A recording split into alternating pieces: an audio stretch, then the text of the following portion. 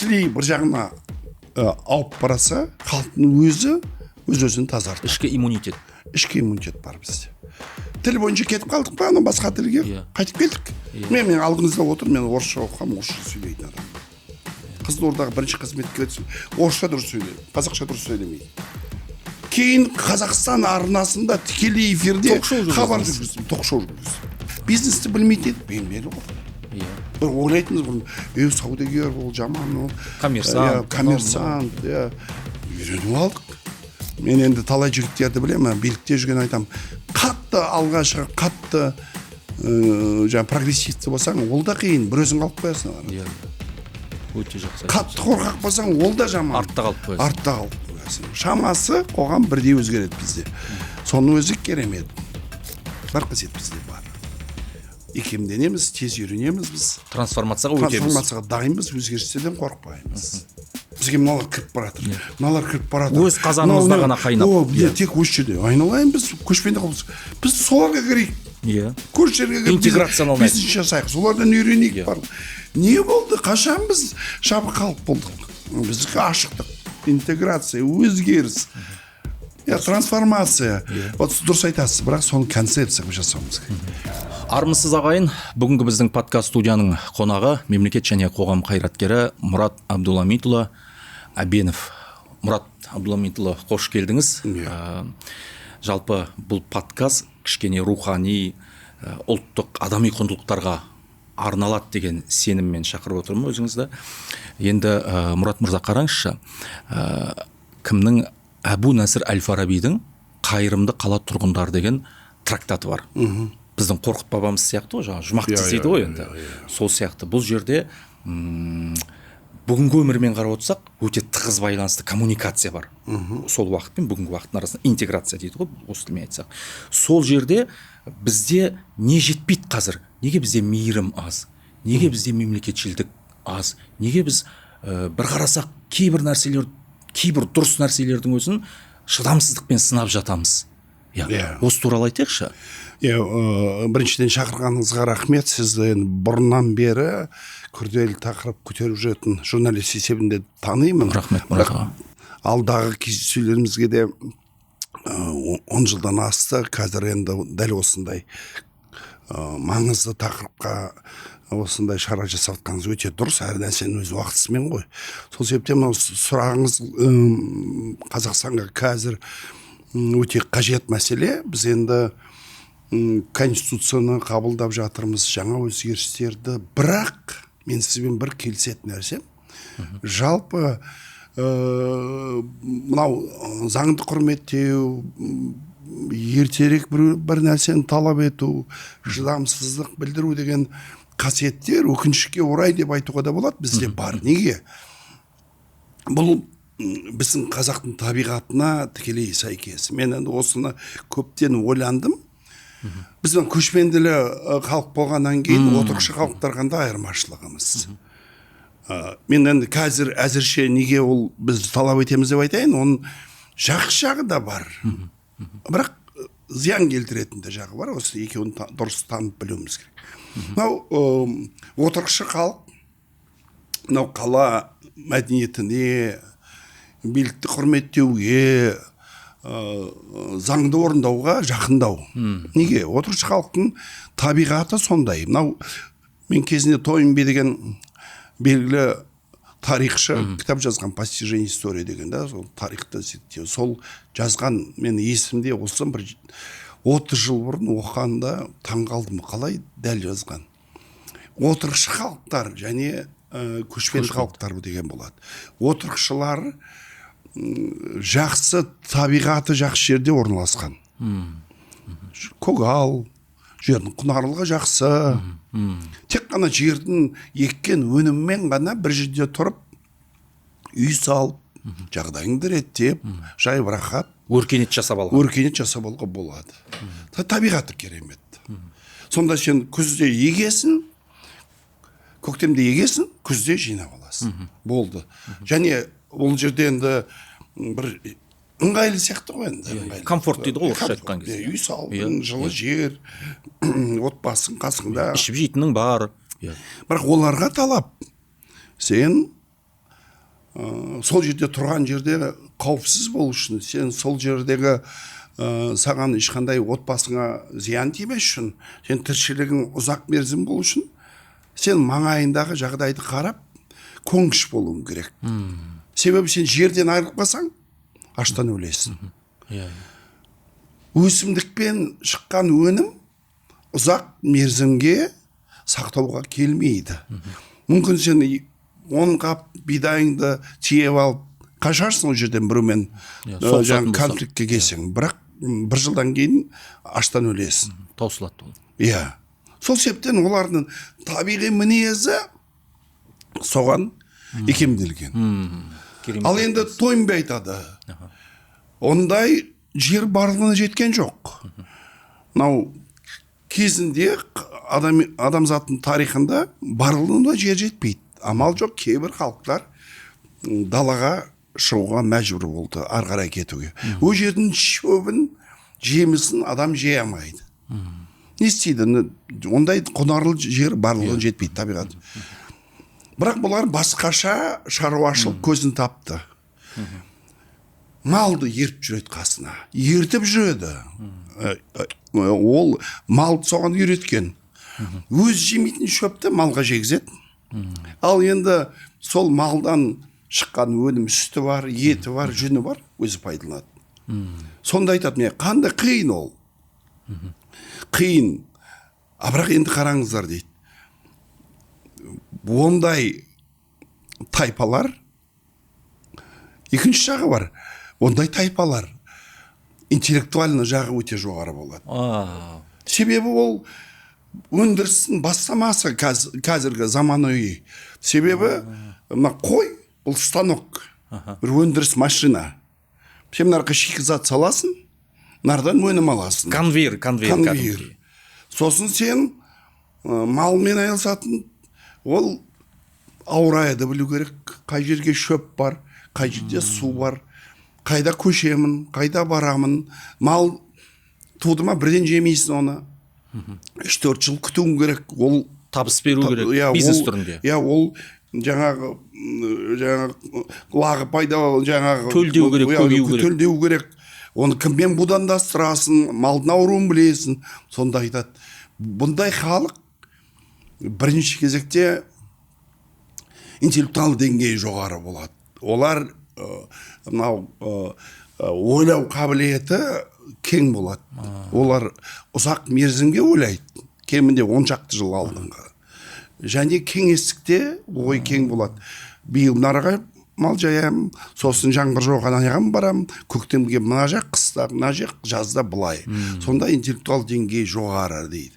Бірақ басқа кітапта жазады, генетика бойынша бұндай халық агрессивті болады. Бір-бірін мойындамайды. Бұндай халық бірінші кезекте малын қорғау керек, қиыншылыққа төзу керек, мінезді болады. Олар басқаларға көнбейді. Неге көнбейді? Көнудің қажеті жоқ оларға. Малын алады да тамағын өндірсін, артына ертіп жүре береді. Көп отырықшы халықтар сияқты үлкен қала болып тұрудың қажеті жоқ. Жерге байланбаған олар. Ол бір әулет алады да малын бағып, сосын олар былай айтады. Көшпенді халық 150 адамнан артық тұрудың қажеті жоқ. Олар жер жетпейді мал бағуға дейді. 150 ол ең үлкені. Сонда қараңыз, тек қана 150-ден аспау керек бір әулет. Үлкені бар, кішісі бар, бірақ одан көбейсе бөліну керек екен. Жер жетпейді. Және Маңғыстауда жұмыс істедіңіз ғой, неге Маңғыстау дейді. Себебі су жоқ, су жетпейді. Амал жоқ, олар қай жерде құдық бар, бөліп кетеді. Бір-біріне жақындамайды. Кәдімгі бір бізге жақындауға болмайды. Бізге біреу сенің мал жайған жерін жақындаса соғыс болады бізде. Керісінше бізде бәсекелестік. Сен жақындамақ түгіл соғысуың керек өз жерге. Маған ешкім жақындамайсың. Сонда жаңағы бірақ батырлардың ұрпағы көп болады. Себебі сен батыр болсаң, барымтамен біреудің малын айдап келесің. Өзің ешкімге тигізбейсің. Көшпенді халықта үй жоқ, қорған жоқ, киіз үйдің ішінде тұрады. Есік жоқ, атып шығып төбелесуің керек, малын сақтап қалу. Сонда міне қандай қасиет? Отырықшы халық көнгіш халық, момындау халық, шамал дипломатиясы бар келген кезде жаңағы. Иә, бас иіп бүйтіп тұрады. Амал жоқ, жерден айылса аштан өледі. Көшпендіге керісінше мінез керек. Көшпенді батыр болу керек. Көшпенді тез шешім қабылдау керек. Қиыншылық болатын болса, шешім тауып кету керек. Сонда маған ұнаған Тойынбай айтады, отырықшы халыққа қарағанда көшпенді халықта интеллектуал деңгей өте жоғары болады. Бір қасиет па? Екінші қасиетті айтады ол. Отырықшы халық бауырмал болады бір-біріне. Неге?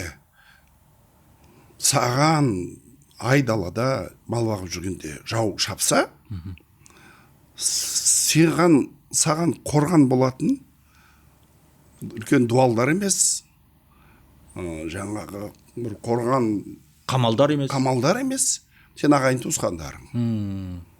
Сонда сен соғыс болып жатса, малың қырылып жатса, барымталар шауып жатса, барымтаға сен баратын болсаң, барымта деген бізде ұрлық болып саналмаған бір ғой, білесіз ғой. Ол бір кәдімгі дәстүрімізге еніп кеткен, иә. Мысалы барымтаны отырықшы халықтың арасына айтсаң, ұры деп айтады. Бізде жоқ ондай емес, бұл бізде батырлық. Сонда қараңыз, бауырмал болады дейді. Не ғұрлым адам бауырмал болса, ағайынға жақын болса, оның ұрпағы ұзаққа қалады дейді. Сен меншіл, тәкаппарлау болсаң, сен өзіңе батыр шығарсың, бірақ сен ұрпағыңа ұзаққа бармайды. Анау өзі тәкаппар, тек өзі тойғанымен білді, маған көмектескен жоқ. Сол себептен бізге жақсы қасиеттер дамыған. Біз айтамыз ғой, үзеңкелес дос дейді, қатар жүретін, қалдырып кетпейтін. Арқа сүйер дейді. Иә. Жолдас деген сөздің мағынасы қара. Жолға кіммен шыға аламын дейді. Бізде жолдас деген ұғым басқа. Жолға шығатын адам айдалаға сенімді адамың шығу керек. Мен өзім ғана мықты болсам аз, жолдас шығатын, ол да батыр болу керек, ол да тамақ тоқ болу керек, киім бітім болу керек. Мен ғана аман болмауым керек, ағайыным аман болу керек. Бізге әлде де сынап басқа халықтар, этностар айтады ғой, қазақтар бірінші болса ағайын туысқандарын тартады, көмектеседі соларға, айдалаға шашады ақшасын. Біздің қанымызда тұр. Біз ағайынсыз ұзақ өмір сүремейтінбіз бұрын. Сол себептен бізде бауырмалдық. Мысалы, отырықшы халықта махалла деген бар. Иә. Ең жақын сол оларға. Иә. Алыстағы туысқан айтпайды олар. Махалла. Махалляның төрағасы. Сайланған. Өте қатал ғой. Мен қараңыздар, сол махалляның ішінде бір қазақ тұрса, үйдің алды сыпырылмаған, жиналмаған, ал махалла тәртіп қатал. Мен өткенде бір Ташкентке барып едім, жас жігіттер 20 адам бір столдың үстінде отыр. Неге отыр? 30-дан асқан жігіттер. Махалла бұрын бірге оқыған. Бұлар бір мезгілге жиналып, бір-бірін тамақ ішеді. Мен махалляны құрметтеймін.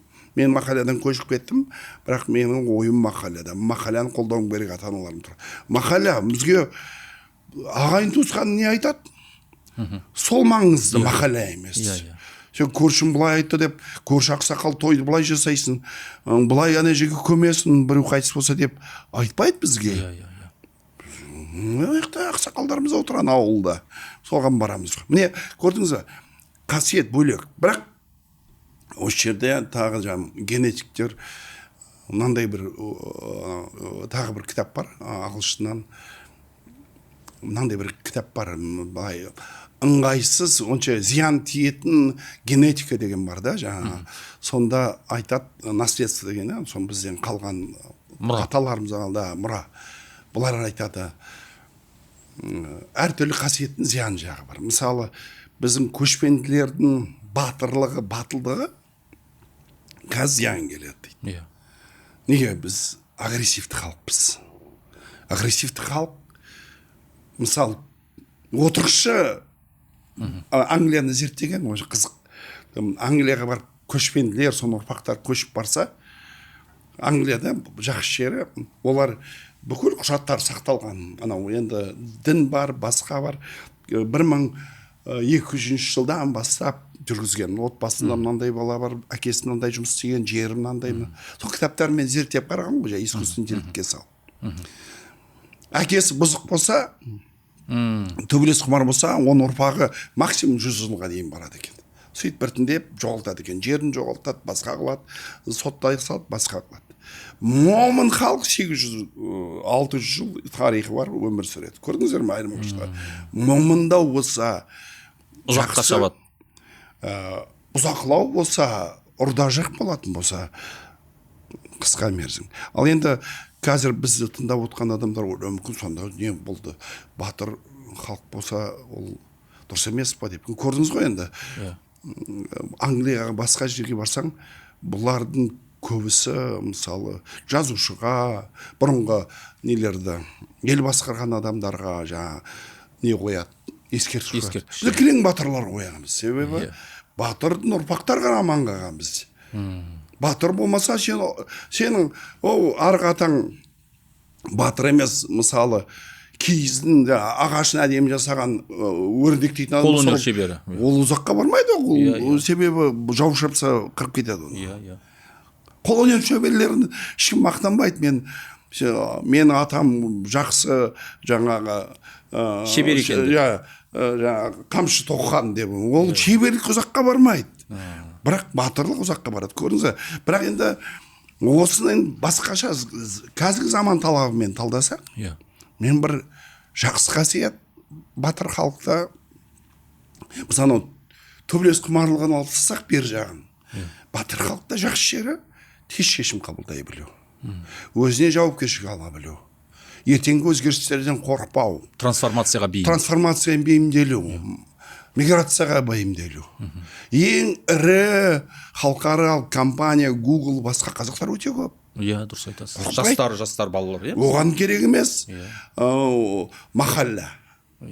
Бір өзі барады да сый береді, оған бәрі. Глобальны қарайды ғой. Глобальны қарайды. Пространственный мышление деп айтады. Пространственный, ұзақ мерзімге, кең көлемге. Радарлары былай тұр ғой олар. Солай. Біз былай қарамаймыз, былай қараймыз. Бізде неге біздің жаңағы символ, біздің туымызда, мемлекетіміздің қыран. Үстінен қарап жатыр. Үстінен қарайды. Себебі бәрін қарайды үстінен. Сол себептен бізде сол нашар деп айтылатын қасиеттерімізді жақсы жағын пайдалануымызға болады. Қалай? Агрессивті болатын болсақ, сол агрессияны алып тастайық. Төбелеске дейінгі қасиеттеріміз бар ғой. Батыр халықтағы шешім қабылдау, өзін жауапкершілік алу, тез қимылдау, бір проблема болса, ештеме қылмайды, басқа жолын тауып кету, бұл бізде бар. Керемет. Жаңа жаһандау глобальный жүйелерде бұл өте жақсы қасиет. Екінші жағын айтайық, өзгерістерге бейімделу жақсы қасиет. Мына жерде құрғақшылық болды ма, аняқа айдап барамыз. Мына жерде мал қырылды ма, былай кетеміз. Ағайыншылық. Мемлекет қызметке қарағанда ағайыншылық онша жақсы емес. Бір кіші орта бизнеске ағайыншылық керемет қой. Германияның дамыған европалық мемлекеттердің 80% бизнесі ағайыншылық. Керемет, өте керемет. Өз-өзіне сенімді. Тиын-теберін артыққа жұмсамайды. Біреуді жаңағы жұмысқа алатын болса, өз жағының жұмысқа өз адамасаң, пайдасын жинайды, бір-біріне қалдырады, мұра қалдырады. Бізде сондай бұрын болған ғой. Әкеден мал қалады.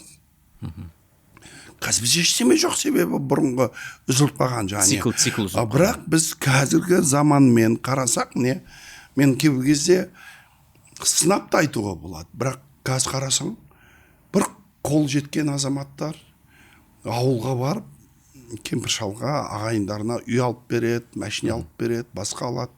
Мен мынандай теорияны айтам да,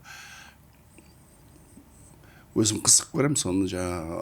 Мен айтам, қалада енді жақсы көретін машина, қалада камера айдаған адам, ауылдағы інісінде кемінде анау жаңағы деурейсер болатын. Неге? Қалада шіреніп машинада жүрсең, ауылда інің жағдай болмаса ұят қой жүрсе.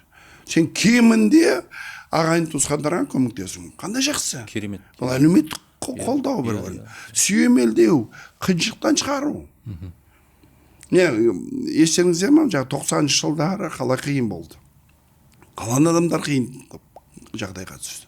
Егін жоқ, мал жоқ. Ауылдың адамдары сумкамен сүйретіп, етін әкеп беріп, қаладағы туысқандарын 90-шы жыл 2-ші жылы Керемет дүниені айттыңыз, асырады. 2025 жылы керісінше қаланың адамдары, ауылдың адамдары көмектесіп жатыр. Қандай керемет. Неге көшіп кетпеді? Сол кезде ойлады, ауылдағы ағайын болған қандай жақсы, ең болса соғымызда кепер. Көбісі есіне алады. Ашқаған жоқпыз 90-шы жылы. Әйтеуір шүкір туысқандарым бар. Бірдеңелер келіп тұрды. Әйтеуір соғымызды жеткізіп тұрды.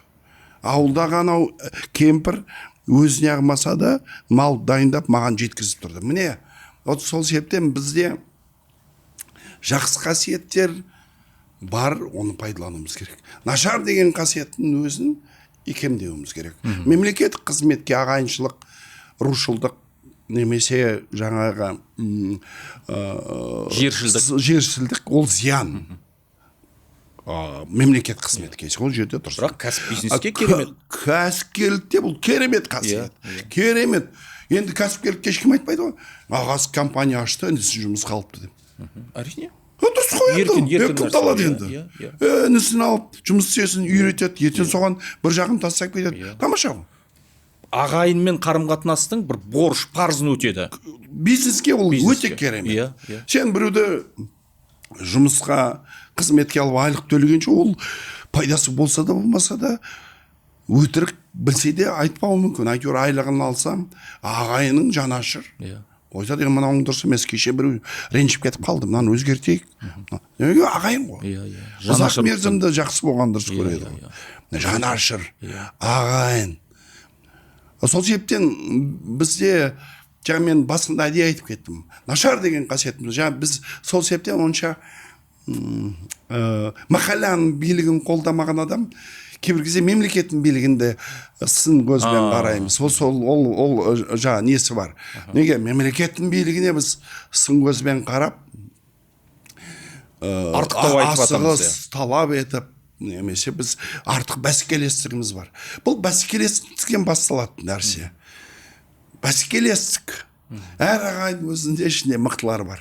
Соны айтады, мен анарда анау шіреніп әкіммін деп отыр. Біздің ағайындардың ішінде де одан кем емес. Біз анау мынаудың мойындымыз, әкім болсаң өзің әкім шығарсың деп. Отырғыш халықтар үйтіп айту сирек. Бір қазақта бар бізде батырлық. Әкім болсаң өзің әкім, министр болсаң өзіңе министр. Көп естиміз ғой. Арқасы қосып кетеді ғой. Арқасы қосады. Әрине бұны тақ құмарлық немесе мансап құмарлық немесе қолында билігі барларға жағымпаздану деген қасиетті дұрыс көрмейміз. Сол себептен бізге жаңа заң мен тәртіп деген әдіс жақсы. Бәріне бірдей деген ортақ. Сонда бұрын билер солай басқарған ғой, ортақ барлығына. Біреу артық емес. Бізде қазақта ешқашан мысалы көрші мемлекеттерде болды ғой, анау жаңағы ананың ұрпақтары мен аттарын атап қоймай біреу ренжіп қалар. Мынандайлардың ұрпақтары қазақта тек кішкентай ғана бір 0,01% төре деген болған, қалған бәрі бірдей болған.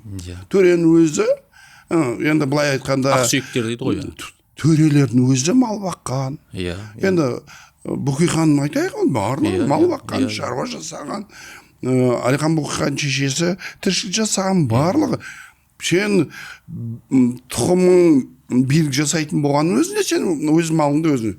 Бізде біздің қасиеттімізді ескерсек, құлдық болмаған. Құлдыққа жарамаймыз. Мен сізге есіңізге салайын. Оны алысқа бармай қояқ. Есіңізде мен бірге Қытайға бардық. Есімде. Бір жерге барып отырдық, бірге 14-ші жылы бардық қой. Естіңіз бе, сонда біз отырсақ, бір жерге кірдік. Анау бір азаматтар ботинкамызды алып, арқамызды шаң қағып, ерекше жүгіріп жүр. Сол кезде қалай айттық? Бір жағы сынап айтамыз, бізде өмір етіп жасамайды. Бізге айтып көр, мен ботинкам аяққа қой деп. Басын жарам деп айтады ғой. Солай ғой. Сен кімге айтып тұрсың дейді ғой. Көрдіңіз ба? Сервиске келгенде қиындау. Бірақ дәл сол қасиетті басқа жаққа пайдалануға болады. Жаңағы өз-өзіне сенімді болу, жағымпаз болмау, клиенттің өзімен сыйласып сөйлесу.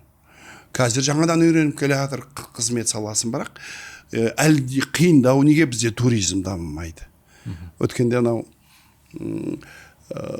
Қайынды деген көл бар ғой жоғарыда, соған бардым. Сол кезде туризм дамытатын ұлттық парктың басшылары айтады, мына бер жағындағы бір ауыл бар, Сыға келетін, сол ауылдың адамдар үйренген дейді. Енді 30-40 жыл болды, туристер келеді, бұлар туристерге жақсы қарайды. Татына отырғызады, басқа қылады. Ал енді қазір туристер көбейді, шетелден келген, атқа мінгісі келеді. 10 шақырым төменнен бір ауылдан жігіттерін айтқай, малдарын алып келіңдерші, бері қарайды. Әкелді дейді. Бірақ турист үйренген, Монғолияға басқа барады, аяғымды ұстап жер, мені отырғызып жер. Иә, кішкене қолдап. Иә. Қой сені, қой мен сені, мен өзің. Берге жүгір беріп ұста дейді ғой. Енді ақша төлеп жатырмын деген сөз ғой. Деп әкірің деп шығады дейді. Өте қиын. Біздің жігіттер ұрда жық бірден жағадан ұстайды анау. Мен айтам, әрине біртіндеп үйретуіміз керек сервисті, бірақ соның бір ортасы болады. Керемет бұны айтып отырсыз, Маке. Өз-өзіңді төмен түсірмей, бірақ басқаға құрмет көрсету. Шли дөрекілікке, ұрдажықтыққа жол бермеуіміз керек. Шли де төмен түсіп кетпеу керек. Иә, шли төмен де түспеген жақсы. Маған да намысыма тиер егер бір шетелден біреу келіп, ақшам бар деп, біздің жігіт қыздарды бері кел деп тұрса, айналайын, қой, сен қайда жүрсің сен? Қазақстанда жүрсің. Мен намысыма тиеді. Мен ешқашан шетелдіктерді қонаққа келді, неғысы қасымыздағы қызмет көрсетіп жүргенін төмендеген біз өзіміз қаламаймыз. Біз отырған кезде сен үйтіп сөйлемейсің. Сен барсаң басқа жаққа бар. Азия мемлекеттермен салыстырма бізді. Біздің мінезіміз бар бұрыннан бері. Қарым-қатынастың мәдениеті ғой ол, Маке, былай қараса. Мәдениеті, бірақ мен бірақ соңғы жылдары түсінгенім, мен бұрын жаңа тек мәдениет қып қарайтын, ол да бар мәдениет. Және тәрбиеден қарайтын, ол да бар, бірақ мен терең түсінетін бір нәрсем, көзім жеткен нәрсе, бұл генетика. Мен анау жаңағы үлкен ғалымдардың кітаптарын оқыдым, бұл айтады, бұны өзгеріс жасау қиын. Себебі мысалы 100 жыл бойы, 500 жыл бойы кілең тек батырлардың ұрпақтары аман қалса, батырлық қасиет қанда болады. Сынып кетеді ол қанда. Жоқ, қан ол табиғаты. Мысалы, қасқырды тәрбиелей аласың ба? Ол бәрібір ана жаққа ұлып кетіп қалады ғой. Міндетті ғой, қасқырды ит қылу мүмкін емес қой. Сондай сияқты қанда. Ол тамақ үшін де жасамайды қасқыр. Жаңа ұрбатсаң да жасамайды, қасқыр одан да өледі. Сонда бұл неде? Тамақ керек емес пе? Керек. Ұрғаннан қорқпаймын, қорқады. Бірақ қасқыр. Дәл солай адамда сондай біздің табиғатымыз, оны барлық мемлекеттік биліктер білген тарихи, қазір енді үлкен тарихшылардың, француз тарихшылардың кітабын оқимын. Неге бұл көшпенділер халық қанша жыл билеп жүр, олар енді ерекше халық. Үйтпесе көп мал өсіремайды. Үйтпесе көршілер ет жемейді, көрші халықтар. Үйден байлап өсірген мал ұзаққа бармайды. Әрине. Тек қана кең егістікке жайып жеріп, далада жүрген, далда өзімен өзі көбейген мал тұрақты тұратын отырғыш халықтарға ет керек. Сол себептен күзде барады да малын айдап барады, сол жерден төбелеседі, басқа қалады, бірақ малын тамаққа, киімге ауыстырады да қайтып келген. Керек болса, қатты кетіп батса жаулап алады. Тартып алады. Бірақ онда тарихын айтады, француз бір тарихшы айтады. Бір қызық жер, жаулап алады. Қытайды, Персиян мемлекеттер. Бірақ 3-4 ұрпақтан кейін комфортқа үйренеді. Жайлы, барлығы жақсы.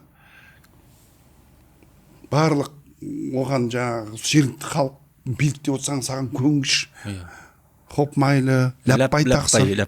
Соған үйренеді, барлығдайын. Біреу аяғын жуып жатыр, біреу арқасын сипап жатыр, біреу не қылады. Концерт, дайын тамақ, қызық екен. Сонда айтады, 3-4 ұрпақтан кейін жергілікті келін алады. 3-4 ұрпақтан кейін сол адамдар ол елді басқарады. Көшпенділер. Бірақ көшпенділерден қорғап бастайды екен. Өзі комфорты ғой. Сол елдің қорғаушысы болады. Баяғы ата-бабаларымыз кетті ғой жаңағы. қыпшақтың кім еді Сұлтан Бейбарыс. Сұлтан Бейбарыс. Міне олар сол жерге барады да. Сол мемлекетті қорғайды ғой. Иә. Сұлтан Бейбарыс кейін өз көшпенділермен соғысқан жоқ па да, мысалы. Сондай болды. Қытайда да сондай. Сол себептен біздің қазақта жаңағы талапшыл, мінезді, тез арада осы бір атылып, осы тез арада шешкі, тез арада қалап қойып, біреуге мінезіне қарап, біреуге жалтақтап, біреуге бір жағымпазданатын халық емеспіз. Бірақ оны дұрыс түсіну керек. Сол себептен қазақ халқын басқарған кезде тек әділдікпен басқару. Керемет айттыңыз. Әділдікпен. Тек ақылмен басқару керек. Біз былай айтамыз ғой, ақылдың мойындағанбыз, сөзді тыңдағанбыз, сөзге тоқтағанбыз. Әділ сөз айтса, билер соғыс тоқтатқан, әділдікпен. Билерді өзі сайлаған. Халықтың арасынан шыққан. Иә, қан төгіске бармаймыз артық. Адам өмірін бағайлай білеміз. Қан төгіске бармаймыз, кек ұстамаймыз. Кек ұстамайтын халықпыз ғой біз. Өйткені экспресс қой бізде. Бәрі жылдам. Кек ұстамаймыз. Себебі ертең маған сырттан жау шапса, алыстан басқа ел. Онда осы көрші елмен бір ренжіп кек ұстап жүрсең, ертең бір-біріңе жақтасу керек, кек ұстамаймыз. Мен бір қызық ақпарат айтайын, ол да сирек шыққан, ол кітапты мен кездейсоқ бір кітапта болдым. Қызылордада өзіміздің бірге отанымызда 1880-1890 жыл бір генерал-губернатор басқарады Қызылорда. Ол кезде Ақмешіт па, қалай Перовский ма сондай. Сол айтады, қазақтарды басқару өте қиын. Егер біз анау сарттарды басқаратын болсақ, сартқа махалляның басшысын айтсақ, шешіп береді барлық сұрақтар. Барлығын. Сайлау болсын, басқа болсын. Қазақтарды басқару өте қиын. Қасына көршілерін бір-біріне жергілікті билік сайлап берсек, сылдамайды оны. Қазақ халқы өз тек қана үлкен аталарын, өз ақсақалдарын әулетіндегі үлкен ғана тыңдайды. Біз Қызылорданы бөліп көрдік, не облысқа бөліп тастадық, районға бөлдік, волос қылдық. Күндіз сөз отырды, түнде ағайындарына барып айтады, келісіп, не айтады, соны істейді. Бұларды басқару қиын. Соны зерттеп, соны жазады ол кітапта. Қазақты басқару қиын, себебі олар мойындайтын адамды ғана тыңдайды. Сайлабаған адамды тыңдамайды. Біз тағайындаған адамды тыңдамайды. Өзін алдындағы мойындайтын беделді адамдарды ғана тыңдайды. Өздері сайланған билері бар, біз тыңдамайды. Бірақ тағы да айтатын, қазақта кекшіл емес, қазақта түрме жоқ. Бұлар біздің заңымыз жазады. Қазақ бәрін малға шығарған. Адам құн. Адам өлтірді ма, үлкендер кездеседі, 100 жылқы бересің, 500 қой бересің, болды. Проблема шешілді. Біз жауласпаймыз, кек ұстамаймыз. Бәріне бар дейді. Әйел шошытып, анау түнде біреу келіп, бір ауылдан, ол әйел баласын жоғалтты ма ішіндегі? Оған мысалы 5 сиыр, 10 жылқы барлығына құны бар. Өтеуі бар. Бәрінің өтеуі бар. Сонда айтады не? Кек ұстамайтын халық бұлар. Бір-бірімен бұларды қарсы қойғайын қазаққа. Біз Ресей үкіметті қазақтарды басқаруымыз өте қиын. Бұлар көнетін тек қана соғыс, тек қана болды. Солай қарасақ, шынымен де біз ерекше қасиетіміз бар. Бірақ ол қасиетті жамандамауымыз керек. Бірақ қасиеттен айырыламаймыз. Бір күнде қазақты жаңағы ақылы түрде немесе үркітіп қазақты ішкі қан өзгерте алмаймыз. Осы жерден Мұрат мырза сұрақ қойсам бола ма? Әдемі бір реті келіп тұр. Коучтар, психологтар батыстың менталды бізге келмейтін, әсіресе мынау ми шаю дейді ғой, ми тазалау. Осы жағына жаңа сіз айтқан құндылықтардың өзін қазір бүйтіп тамырын басып көріп жатыр ғой. Тіпті кейбір дүниелер ағып кіріп кетті бізге қазір. Кіріп кетті. Кейбір біздің дәстүріміз Жүсіпбек Аймауытовтың ұлттық психологиясында бар дүниелердің барлығын ысырып қазір батыстікін алып келіп жатыр. Дүниетаным басқа ғой ол біздің.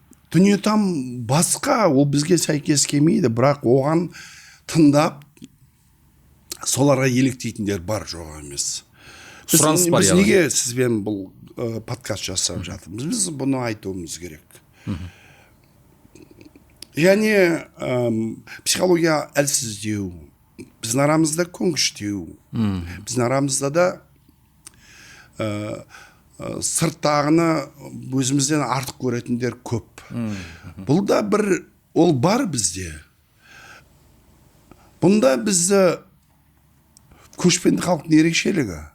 Не қараңыз, отырықшы халықтың психологиясын өзгерту шамалы қиындау. Олар бір жерде отырғасын, сол бұрынғы дәстүрімен бір нәрсені... консервативныйлар ғой. Консервативный. Көшпенді халық. Біз бүгін малымызды Ресейге барып айдап барамыз қасында. Ертең Өзбекстан жағына, Қытай жағында. Біз тез үйренеміз. Экспресс қой бізде, экспресс. Тез үйренеміз. Өмірдің өзгерісіне қарай тез үйренеміз. Ол жақсы қасиет. Бірақ жаңағыдай дұрыс емес нәрсені үйренген, ол да болады. Өйтпесе біз өзгерістерге бейімделмейміз ғой. Оны да көруіміз керек. Оны да көреміз. Сәл артық баратса, халық өзі қарсы болады да, оны сырып тастайды. Мысалы бізде де болды ғой. Дін артық кетіп қалды. Иә. Егемендік алғаннан кейін о дін десе, бір діни образ көрсек, соған бәріміз көп жылдар бойы кеңес үкіметі дінді қудалағаннан кейін бірінші кезекте бәріміз дін бәрі мықты екен. Арасына басқалар кірді. Не қараңыздар. 30 жыл өтті, уже адамдар таңдай білді. Иә. Дін барлығы дін емес. Қазір 4-5 жылда көзқарас мүлде өзгерді. Барлығы болды қазір. Біз қай жағынан болсын. Анаған қызығамыз, тоқтайды. Халықтың өз ішінде біз мықты халықпыз ғой. Енді оны жасырмай айтайын, біз мықты халықпыз. Біз өзгерістен қорықпаймыз. Бірақ ішілей бір жағына алып бараса, халықтың өз-өзін тазартады. Ішкі иммунитет. Ішкі иммунитет бар бізде. Тіл бойынша кетіп қалдық па, ана басқа тілге қайтып келдік. Мен алдыңызда отыр, мен орысша оқығам, орысша сөйлейтін адам. Қызылордаға бірінші қызметке өтсін, орысша дұрыс сөйлеймін, қазақша дұрыс сөйлемейді. Кейін Қазақстан арнасында тікелей эфирде хабар жүргіздім, ток-шоу жүргіздім. Ал Қызылордада зорға сөйлейтін екі сөзді. Қазірдің өзінде жазбаша тілде шамалы қателесетін бар, себебі мен ауызша тілге жақсымын, қазақша. Не көрдіңіз ба? Әр нәрсеге бейімделу. Бизнесті білмейтін едік, бейімделу қалдық. Иә. Бір ойлайтыныз бұрын, саудагер, ол жаман, ол коммерсант, үйреніп алдық. Ауыл шаруашылығына кейбір жаңа технология үйреніп алдық. Ресторан ашу үйреніп алдық, құрылысты үйреніп алдық. Тез арада. Қазір сауданы сыртқа апаруды басқалардан кем білмейміз. Тез үйренеміз. Біз психологиямыз сол. Себептен жаңағы сырттан бірінші келіп жатыр деп, сырттан жабылуға болмайды біздің психологияға. Ол неғымайды. Өз-өзін тазартамыз, айта аламыз. Бізде елде бір-біріміз тыңдау, мойындау бар. Жақсы нәрсені біреу айтса, сен жауың болса да оны тыңдайсың. Анау дұрыс айтты ғой дейсің. Іліп аламыз, пайдалы. Іліп аламыз. Мынау дұрыс. Неге біз анау бір жылдары Азамат деген бізде пікірталас клубы болды ғой. Шетелдің форматымен екі жақ шығады да, екеуі бір-бірімен таласады аяғынан дейін. Сен мына жақ, сен мына жақ. Сол кезде мен депутатпын, жас жігітпін, 43-тердегі жігітпін, бардым. Сол кезде мынау Руслан Желтібай бар, Ерболат бар, сол жастар. Ринат бар. Сол кезде мен Ринат бар. Сол кезде мен бір сөзімді айттым. Бірақ қазаққа мынау дебат онша тән емес қой. Неге? Біз екінші жақ дұрыс айтса да, аяғына дейін сөзге дауласамыз. Біз қазақ бір-бірін мойындаған адамыз ғой. Қазақша дебат жасайық. Біреуді мойындау да мақтылық қой. Мен отырмын, өзіңді біраздан бері танимын, бір сөзің ұнамас маған, біреу сөзің ұнайды. Бірақ қанша жыл араласып жүрміз сыйласып. Бірақ сен дұрыс айтсаң, менен кішісің. Өмірлік тәжірибең басқа. Дұрыс айтты деп мен мойындаймын. Бұл мойындау деген керемет нәрсе ғой. Даналық. Біз бір-бірін мойындау, біреу дұрыс айтса, сонда міне бізге бұл жақсы келеді. Сол себептен мына қоғамда бір өзгерістер болады ғой, жаңағы психологтар басқа бір жерге келеміз де, мынау дұрыс емес, бізге келмейді. Мен қызым бір күні, енді отбасылық жағдай ғой, онша көп айта бермеймін, бір күні айтады, мен бір психолог тыңдадым, былай айтты, отбасы туралы былай айтты. Мен айттым, енді қызым ғой, енді заман талабына сай, мен айттым, ол сен атаң, әжең қолында тәрбиелендің. Үлкен солай сыйлай білесің. Отбасылық, олармен салыстырған біз басқашамыз. Ер адам, әйел адам рөлі басқаша. Біз біреуді бір-бірін құрметтегеннен ешқандай зиян жоқ. Қыз баланы қорғайды. Ер адамды құрметтейді. Тамаша ғой. Әдемі. Олардың біреу көрші мемлекеттен Турцияға көшіп барып, ол жерге данышпан болып, қазақтың әйелдеріне ақыл айтқан қалай ол? Мен мысалы мойындамаймын. Тыңдамауын, басыңа кіріп кетсе, ертең зиян тиеді ол. Ондайға көп жақындама. Міне қазір қараңыз, бізде коучтар пайда болды, көбейді. Ақыл жоқ болса да ақыл айтты. Отбасы дұрыс болмаса да, басқаларға отбасын қалай реттеуді үйретті. Өмір көрмесе де, ақша таппаса да бизнесті үйретті. Ұзаққа барды ма? Жоқ. Болды. Қазақ халқы бір 5-6 жыл тыңдадық. Қазір айтамыз, қойын алайын. Ондай ақыл өзімізде бар. Сен өзіңді қатырып ал. Біз сондаймыз ғой. Өзің істе, өзің жасап ал бірінші деп. Басқа отырықшы мемлекеттерде шын айтайын. Анау олар аса құрметпен қарайды да, белгілі адамдарға, билікті адамдарға. Бізде бәрі ғой. Бізде қалай төрге шығарамыз? Егер өзіңді дұрыс көрсетпесең, айналайын былай тұр, сен төменге қоя саласың. Төменге. Сенде төрде орнын шегелеп қойған жоқ. Сен мынандай тұқым екен, асыл тұқымсың. Жоқ, мынандай кезінде бастық болған екенсің. Ондай жоқ қой бізде. Біз қазақпыз ғой. Төрге тек құрметтеген адам отырғызамыз. Сыйласқанмен сыйласамыз. Сонда қандай әдемі сөз ғой. Сон маған сөздер ұнайды. Қазақтың сыйлағанның құлы бол дейді ғой тіпті. 6 жастағы жаңағы бала келсе де құрмет көрсетеміз. 60-тағы ақсақал келіп. Маған мысалы ұнайды, Үзеңкелес. Ұнайды. Үзеңкелес деген ауылдың шамасы это жаңағы средний арифметический. Қатты алға кетіп қалып, өзінше прогрессивный болсаң, өлесің сен. Қасында ешкім жоқ қой. Аса батырлықтың қажет емес. Үзеңгілес ол деген шамасы қатар міне. Бір-бірін қалған қалып қойса, ет алады, күтеді. Алға кетіп қойса, айналайын сен. Қасыңда жүру керек. Үзеңгілес. Тамаша сөз ғой. Үзеңгілес. Мен енді талай жігіттерді білемін, билікте жүрген айтам. Қатты алға шығып, қатты прогрессивті болсаң, ол да қиын, бір өзің қалып қоясың. Өте жақсы. Қатты қорқақ болсаң, ол да жаман. Артта қалып қоясың. Шамасы қоғам бірдей өзгереді бізде. Соның өзі керемет. Тамаша циклды айтып тұрсыз. Мысалы жаңағы арқа сүйер деген бар, мен ұнайды маған бұл сөз. Арқа сүйер. Біздің соғысып жатырмыз, жау келді. Бізде қорған жоқ, қамал жоқ. Мен бір өзім соғысуым керек. Мен аттан құладым, қолымда бір қылышым бар. Арқаңда өзің сияқты адам тұр керек. Ол қорқақ болса, ол тамағы тоқ болмаса, оның қаруы нашар болса, ол өлсе сен де өлтіреді артынан. Сонда сен артында сенім адам болу керек. Арқа сүйер. Арқам сүйем, арқа сүйіп бір бірімен соғысамыз. Ол қайдан пайда болды? Мен өзі ойым сондай сөзден пайда болды да. Арқа сүйер, жолдас деген терең психология. Біз соны қазір жаңа құндылық деп жасап алуымыз керек. Қазаққа арқа сүйер болу керек деміз керек. Арқа сүйер, қай жерде қазақ көрсең, арқа сүйе. Үзеңкелес, алға кетіп барады, бір жерге басқа бұрылса, сен дұрыс емес кетіп баратқан. Бұрылып барасың. Шлей алға кетіп қалдың. Тарту емес артың. Тұра тұр, біз қуып жетейік.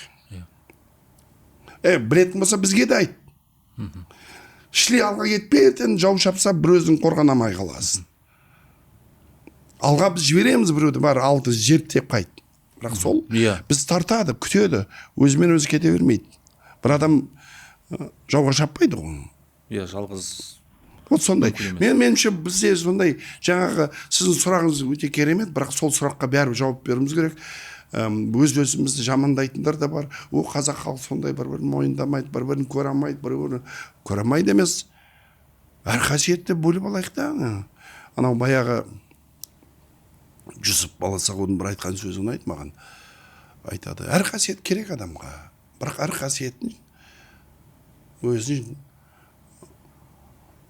өлшем болу керек. Аса батыр болып кетсең, өліп кетуі мүмкін. Иә. Аса батыр болсаң, батырлықтың шегі болу керек, жаңағы алға кетіп қалмай. Бұрықтық қой енді былай қараса. Аса батыр дөрекілік болуы мүмкін.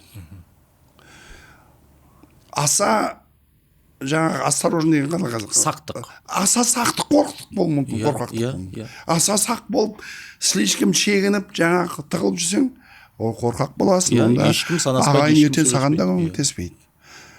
Аса дүниеңді шашатын болсаң, ол да артық болмайды, жаңағы балаң аша біледі. Аса бір үнемдеуші болсаң, сараң болып қаласың.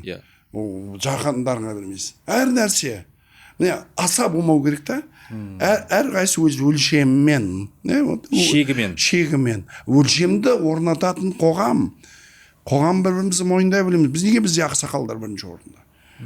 Мен қазір өзім ойлаймын, кезінде ерте депутат болдым. Мен ол кезде бірінші депутат болғаным 41 жасында болдым. Мен қазір ойлаймын, ол кезде енді шамалы тез бір өзгерістерді қалаймын, эмоцияға берілеміз.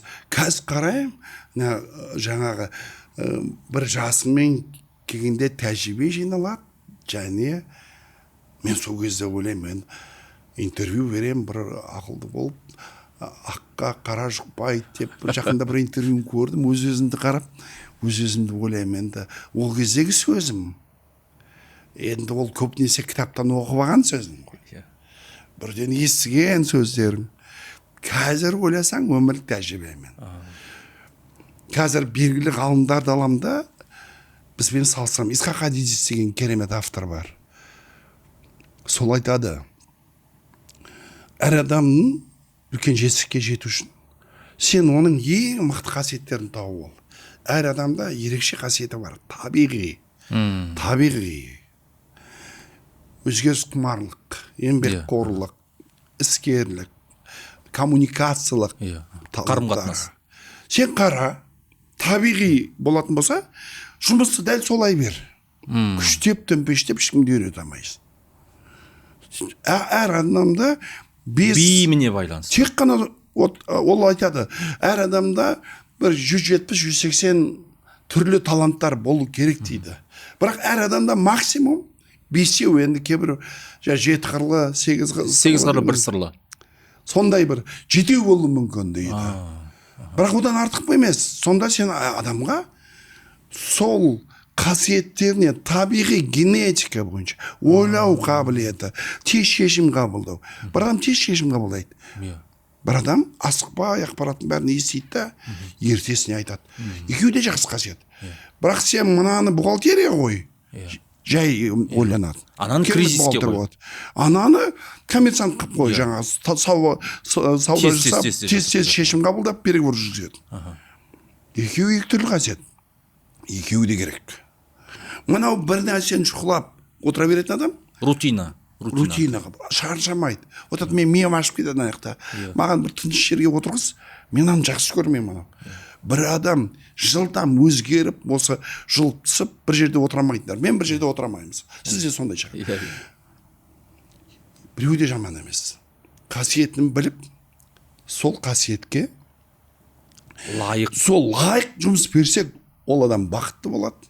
Ол адам үлкен жетістікке жетеді, өмір бойы бір рахаттанып жұмыс істейді, жетістікке жетеді, бай болады, жұртпен араласады. Мен сол себептен бізде анау зияткерлік мектеп бар, не іштейміз ғой. Мен вообще табиғаттың қарсы ондай элиталық мектепке. Неге біз бөлеміз қоғамды? қалай бөліп тұрмыз?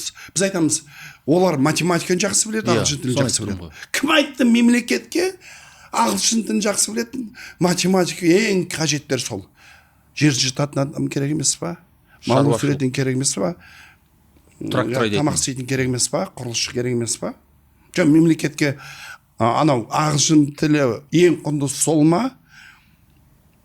Он табиғатты жаттанды білімге жақын емес, ол тілге табиғатында қасиеті жоқ. Назарбаев мектептің балдарына 3 мезгіл тамақ, 2 мұғалім, әдемі жатақхана, тегін барлығы. Не болды? Неге біз өйтіп бөлеміз? Ол шетелдің технологиясы. Модель көшіріліп алып келген. Шетелдің технологиясы бір күні элита қылып қалыптастыру. Ағылшын тілін жақсы білесіз, кішкентай кезінен элитный мектепке кім айтты?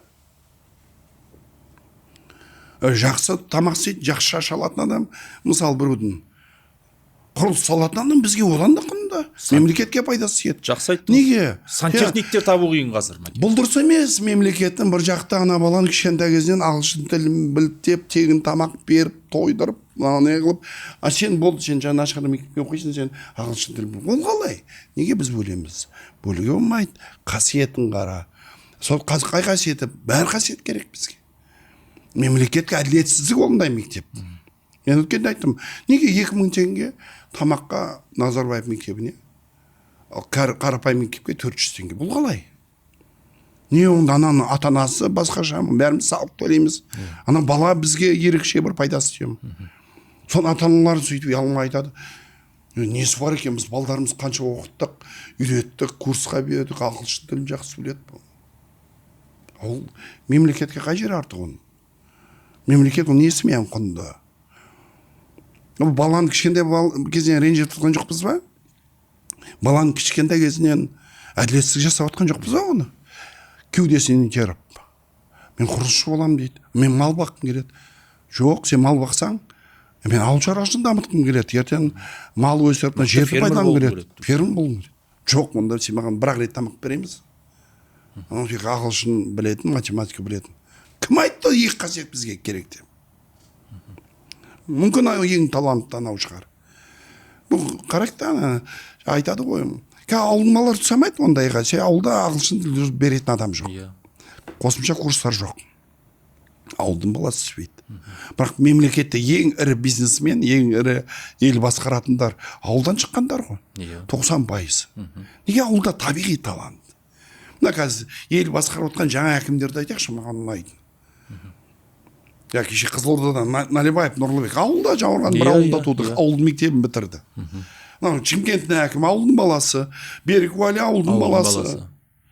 Алматыдағы әкім ауылдың баласы. Дархан Сатуалды.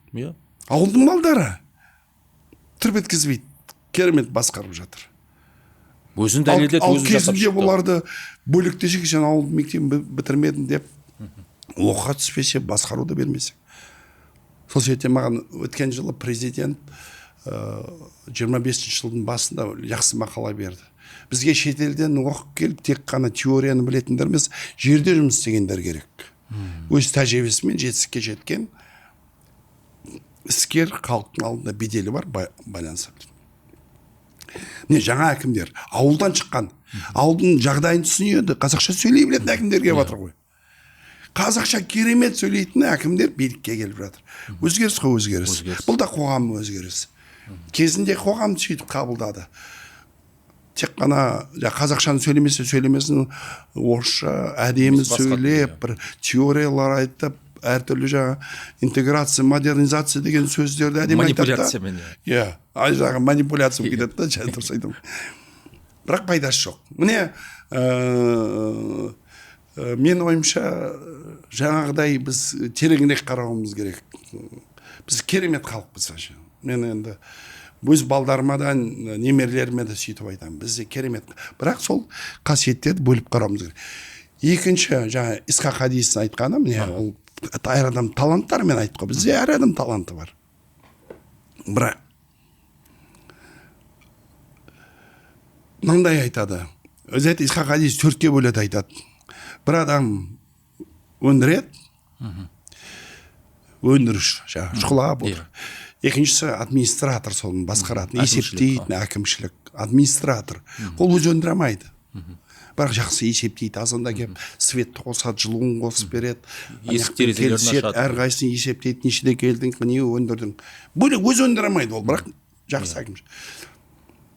Саудагер деген ол кәсіпкер, саудагер, кәсіпкер. Сол өнімін сата алатын бар, переговор жүргізетін бар. Интегратор деген бар, бәрін басқарады. Вот Исхақ Хади соны бөліп тастады. Басқару теориясы әр адамның орнына отырғызу керек. Өндіретін адам өндіріске, шаруашылыққа, тоқы анау әкімшілік жаңағы ток сол жақсы жасайды, одан артым жасамайды. Кәсіп жасайтын сондай қасиеті бар, адамды сыртқа сата біледі, өзі өндіре алмайды. Өзі администратор емес, бір жерде отыра алмайды, бірақ переговор күші. Жаңағы сондай интеграторлар бар, бәрін үстінен қарап, рөлді бөліп береді. Сен өндіріс болдың, бірақ қасиетің бар екен, кәсіпкер қасиетің бар екен, саған мына жіберейін. Сен өндіріске онша емеспін, бір жерде отыра алмайсың, бірақ жақсы кәсіпкер шығады. Исхақ Хади теориясы өзі келді ғой, өте керемет. Мемлекеттерді басқаратын адамдарды үйреткен адам ғой Исхақ Хади. Тыңдап отырмын, Алматыда бір курстар өте қымбат болды, тыңдап отырмын, мынандай бір ой келді. Қазақтың отбасы ғой. Производитель деген кім? Өндіретіндер. Балдары, немелері. Лақпақ, сен мынаны бақ, сен мынаны істе. Қыздар сені жүн... Администратор кім? Сол үйдің шешесі. Тұре! Әкең тұрады кәкен, бар ананы істе, оян, ана жет кеп, тамағын іш, давай анаған бар, мынаны жаса. Ол әкімші. Бірақ сол әулеттің бір баласы сыртта барып сауда жасайтындар болады. Переговорщик анақта. Бірақ интегратор отырады, ана арада ақсақал.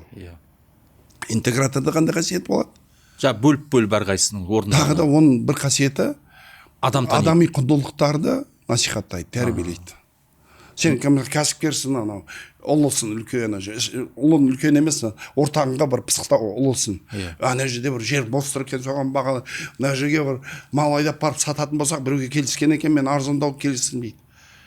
Ал интегратор ақсақал айтады, Құрманәлі, бұның не сені? Ұят емес пе? Ана елдің жері емес пе? Мақұл, олар өткен жыл жұрт болды. Малынан айырып қалды. Ұят қой бүгін сен. Ертең көрмейтін ағайын емес, олар қанша жыл көрші болдық, қой сен оныңды. Ана жерге сатам дейсің, жасама, сен бүгінгі қиыншылықпен пайдаланба. Нан сен, намырт қанағын көмектес барып. 100 жыл бұрын осылай болған, бұл біз анаяқтан малымыз айдап келгенде бізге жер берген бұлар. Көрме? Интегратор, ол тек қана әр адамға баға беру емес, әділ не қылып, сосын тәрбие береді. Соны Исхақ Хади тыңдап отырып, өзім айтамын. Мынау қазақтың отбасын айтып отыр ғой. Біз қазақта сондаймыз, бір-бірін мойындаймыз. Керемет ақсақалдарымыз бар. Ақсақал жоқ, ұлттар отыр қасымызда, міне. Ешкімді кемсітпейін. Дұрыс айтасыз, Кемсітпейін, мен біреу қазір этникалық, мен этникада қатысым жоқ. Пәлен түген ат жөнін ешқандай айтып отқан жоқ, айтпаймын. Бірақ қазақтың қандай керемет сөзі ғой. Ақсақал кемпір деген байлық қазына ғой дейді. Неге айтып айтады? Қалдырған мал үшін айтпайды. Қазыналы үй. Қазына деп мынаны айтады. Тәжірибе, ақыл. Ақыл және үлкен адамдар, жасы үлкейген ер адамдар, енді табиғатынан гормондар өзгерген. Бұл ешкіммен конкурент емес. Анау жаңағы тестостерон басқа гормондары азайған, өзі кең көлемде ойлайды. Ешкіммен даналық пайда болады. Бәсеке емес, ұрдажық емес мінезді. Қазір мен ақыл несі өмірлік тәжірибе пісіп келіп, не ақсақалдық. 45-тегі 50-дегі жігітті ақсақал қыламайсың, әлі ол басқалармен бәсекелесі. Әлі сен тұр, мен айтайын. Ішінде анау буырқанып тұрады. Ол анау-мынауды мойындамайды. Ақсақал мойындай біледі. Өз баласын да мойындайды. Көршін мықтысы болса, айналайын қой, анау саған қарағанда мықтылау. Сен оны үйрен, ана құрметті. Жоқ, менде ұрам-жығам қой, айналайын. Ондай емес сен. Артық кетпе. Көрдің ба? Міне қазына қалай? Керемет қасиеттер ғой. Мынаны сатып алмаймыз ғой тіпті мына қазынаны. Айтыңызшы, қай жерден аламыз? Ол басқа, ол жоқ қой. Оларда үзіліп кеткен. Оларда жоқ. онда жаңа маған тағы бір Тойнбидің тағы бір есіме түсіп кетті, айтады. Қандай көшпенді халықтар бұл гуманный халық дейді. Отырықшы халықтар малды қинап өсіреді дейді. Қамайды, ұрады, қараңғы жерде қамап қойып семіртеді. Жаңағы анау еркін жерге жібермейді. Тек қана қорқытумен, үркітумен, күшпен. Айтады, көшпенді халықтар қалай басқарады? Ұрмайды. Еркін. Өз еркін. Қой қасына еріп жүреді, жылқы оны тыңдайды. Жылқыны басқарғанда атқа отырып алып, денесімен басқарады. Аспандағы ұшқан құсты басқарады дейді ғой жаңа мынау. Сонда айтады, қалай атқа мінеді, қолында бүркіттің. Атты ешқандай түртпей-ақ денесімен басқарады, бүркітті ұшырады, аңға шапты, аңды өзіне алып келеді. Сонда айтады да, қандай табиғатты өзіне көндірген халық, ол барлық деңгейде. Не біздің қасиеттер. Мен енді бұны қасиетті жастарға айтуымыз керек. Қажет емес, анау халық бізге қарағанда пысықтау, анау халық еңбекқорлау, анау халық анау бұрыннан бері тамақ істеу әдісі кемтігі, ондай емес. Бар қасиет бізде бар. Икемденеміз, тез үйренеміз біз. Трансформацияға өтеміз. Трансформацияға дайынбыз, өзгерістерден қорықпаймыз. Қасиет қой енді, қалай? Сен атқа отырасың, пространствоға бәрін білесің, қайда шабу керек екенін, аспандағы бейт бәрін құс арқылы, жаңа бүркіт арқылы бақылап отырасың. Анау ана жерде аңды алдыртасың, бәрі. Сен фокуста тұрады. Барлығын. Анау неге біз жаңағы құлалықты алыстан аламыз ғой, жақынмен араласпаймыз. Жеті ата деп тек қана өз қан тазалығымызды айтамыз. Мен айтамын, ар жағын қарайықшы осы. Бір жерден алыстан құда болсаң, ол қалмалға мал береді, ол мал келеді. Алыстағы басқа генетикасы бар мал келеді да. Төсекте бас қосылса, жаңағы неде мал қосылады деген бір сөз бар ғой. Жаңағы жайлауда да, жайлауда мал қосылады. Қараңыздар. Анау, мен мысалы Шығыс Қазақстан мен оңтүстік бір-біріне құда болды дейді. Олардың басқа мал түрлері мынау жаңа генетика, жатқан өзгеріс қой, сондай бұның бар. Не өзгеріс? Бұл өзгерістерге бейімделу. Біздің мал биыл туды ма, ертең жиямайсың. 3 жылдан кейін будандастырған мал жаңа тұқым береді, одан ары қарай сонда мал нормально жеткізу үшін одан шыққан тұқым тағы енді келесі неде 10-12 жылға барады. Біз енді 12 жылмен есептейтін қалыппыз жаңағы. Цикл, мүшел жас деген бар ғой. Дейміз да, қандай мүшел деген бар бізде ары қарай да. Цикл. Өмірлік цикл. Ол жақсы қасиет. Әр адамға мүмкіншілік береміз. 13 жаста былай болу керек, мынандай жаста былай болу керек. Керемет қой. Ол жаңа ескіден қалған бізге керек емес деп айтуға болмайды. Уақытпен тексерілген, тәжірибемен тексерілген нәрселер, жақсы қасиеттеріміз бар. Бірақ соны дұрыс пайдалануда. Әділ заң болса, қазақ мойындайды. Әділ. Екінші рет айттыңыз осы сөзді, дұрыс айтасыз.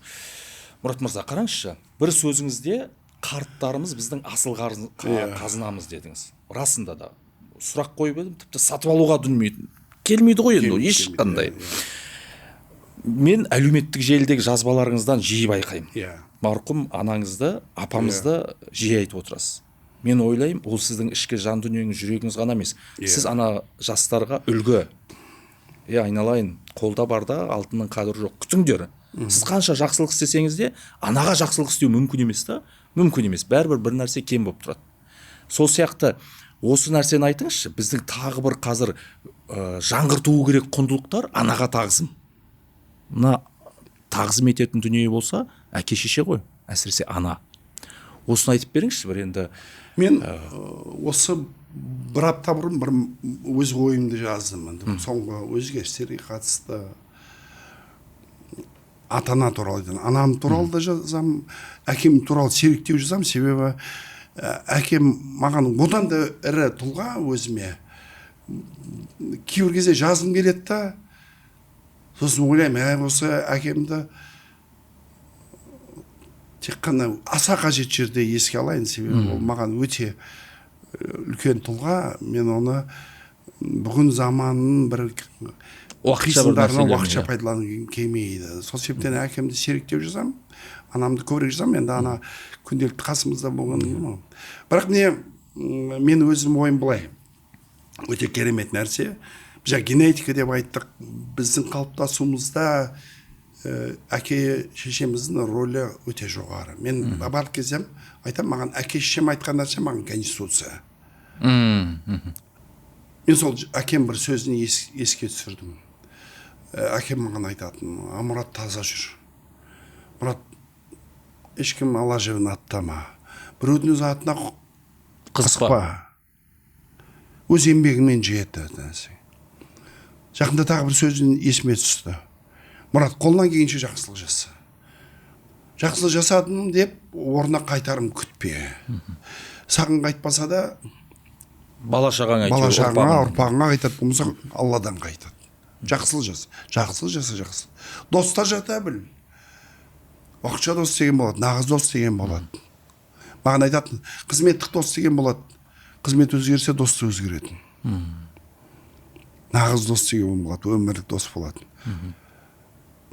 Әр нәрсені бағалай білу, еңбекпен келген нәрсені шашпау, төкпеу. Қазірге дейін менді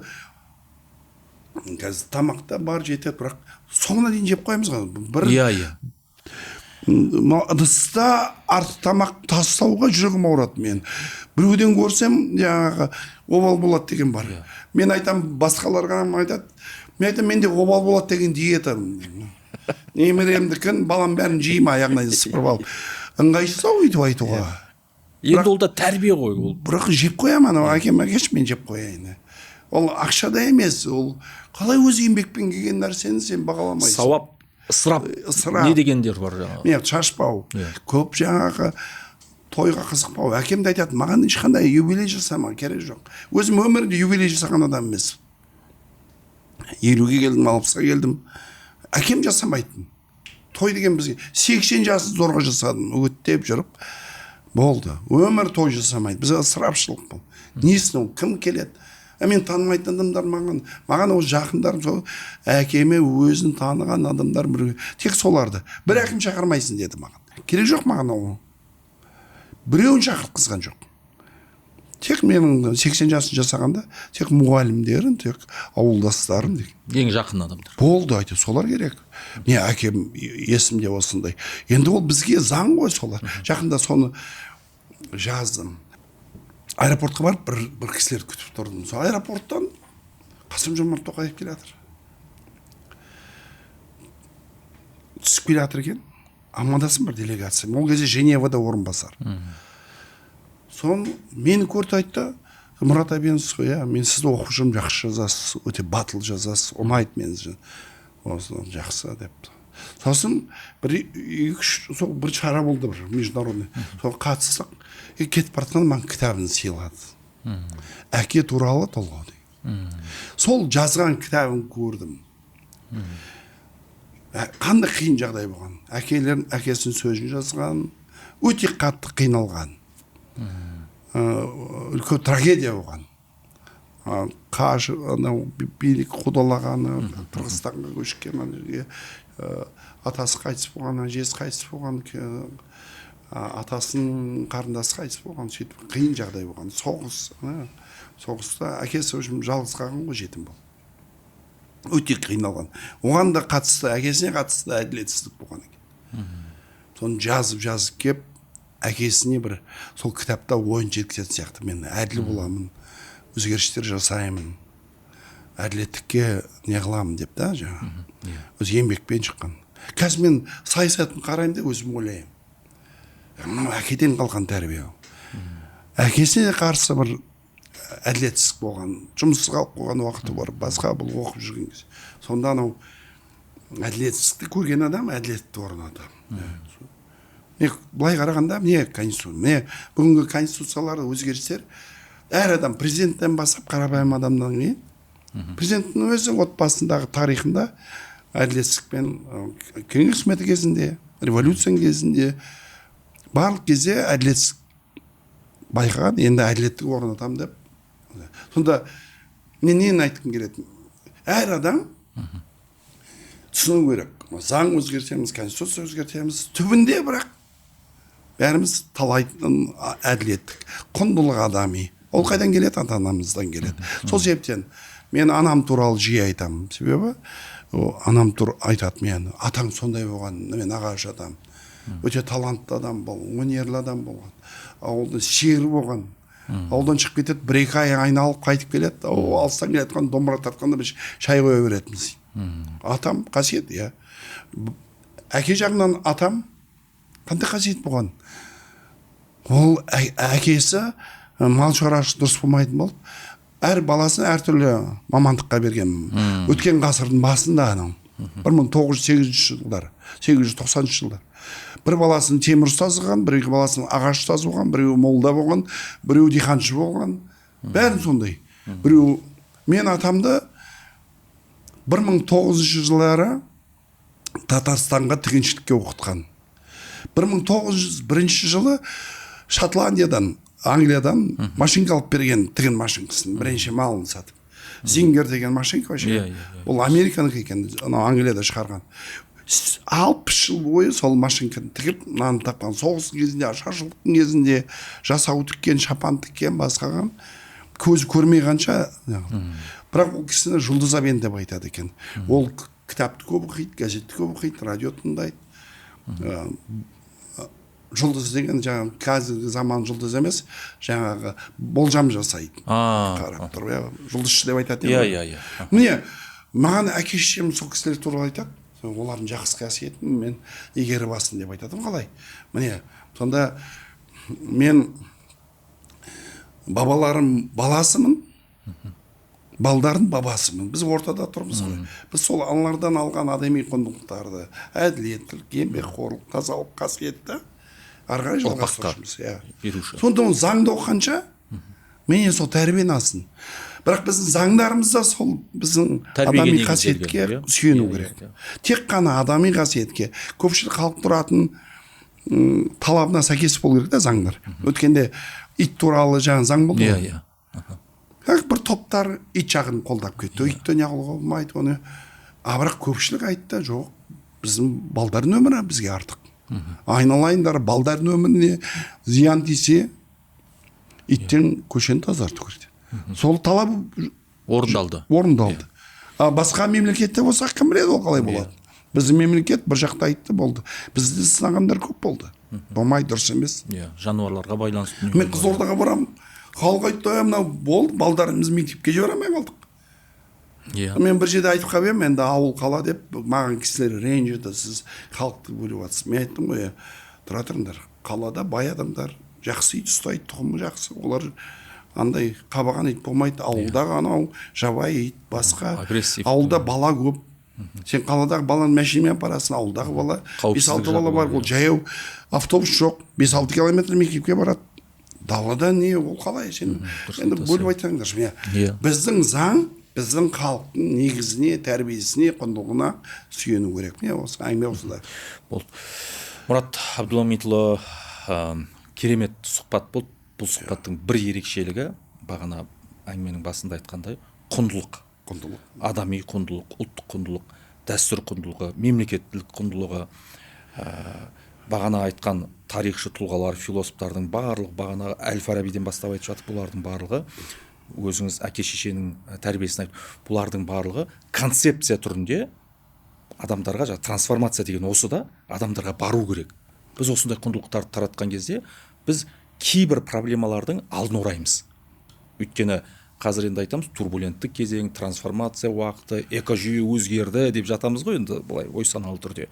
Бірақ осылардың барлығын шешу үшін осындай рухани бағытқа өтуіміз керек та, Мұрат Абдуламитұлы. Бұл біздің мүмкіншілігіміз, бір моторымыз бұл. Моторымыз. Бұл қалған емес, мотор. Керемет айттыңыз. Қиыншылықтан қорықпау, өзгерістен қорықпау. Кейбір кезде өз мемлекетіміз жауып, қорқып отырамыз ғой. Бізге мыналар кіріп бара жатыр, мыналар кіріп бара жатыр. Өз қазанымызда ғана қайнап. Тек осы жерде айналайын, біз көшпенді қылмыз. Біз соларға кірейік. Көрші жерге кіріп интеграцияланайық, бизнес жасайық, солардан үйренейік. Не болды? Қашан біз жабық халық болдық? Бізге ашықтық, интеграция, өзгеріс, трансформация. Вот дұрыс айтасыз, бірақ соны концепцияға жасауымыз керек. Біз жоқ сол концепцияда. Сол үшін жақсы жерін алу керек қой бізде. Жақсы жерін алу керек. Ол тек қана біз айтамыз, мынандай батыр деп атын айтпай қоям, бір аталар өз аталарын айтады. Бірақ батырлық қасиет неде?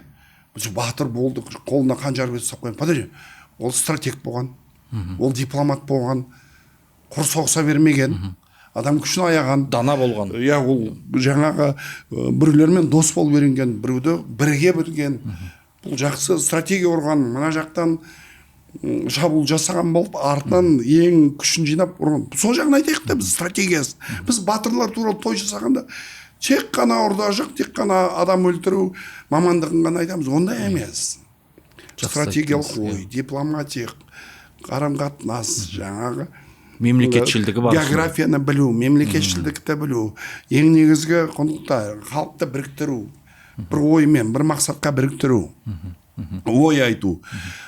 Кез келген ұрыс шайқастың алдында халыққа әдемі сөз айту ертең батырлықтың оятатын. Барлық қасиетті болған олар. Біз бір жағын ғана айтамыз. Қолына қанжар беріп, тек қана кітапта солай жазамыз. Андай ұрыста 50 мың адам қырды дейміз. Қалай қырды? Не болды? Стратегия қолдадың ма? Мұрат Абдуламитұлы, рахмет. Еңбегіңіз табысты болсын. Ең бастысы отбасыңыз аман, төңірегіңіз түгел болсын. Алдағы жоспар, мақсат, мұрат барлығы орындалсын. Тек сәттілік тілеймін. Өзіңізге де сәттілік. Өзіңіз сияқты әртүрлі журналистер болады. Ой қозғау, ой бөлісу, ақылдасу, ол сіздің форматыңыз. Жазып берген сұрақты қою, ол нағыз журналистика емес. Ол сіздікі ары қарай ой қозғалсын, көптен бері танимын, көп жерде медиа саласын басқардыңыз. Өзіңіз азаматтық көзқарастарыңыз, ұстанымдарыңыз бар. Сол үшін құрметтеймін және қызға келдім. Рахмет, Мұрат Абдуламитұлы. Тек қана сәттілік. Аман жүріңіз. Ардақты ағайын, біз осы тұстан подкасты аяқтаймыз. Амандықта, жақсылықта кездесейік.